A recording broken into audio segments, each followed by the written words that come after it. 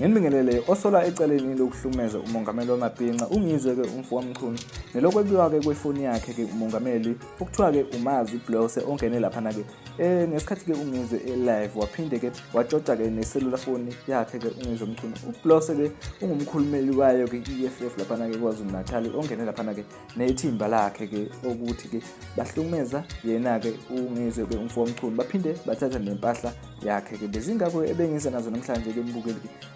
nathi ke ivideo lapho ke bengena khona ke nethimba lakhe umfo kaBlose lapha na ke ezohlumeza yena ke ungizwe siyabonga.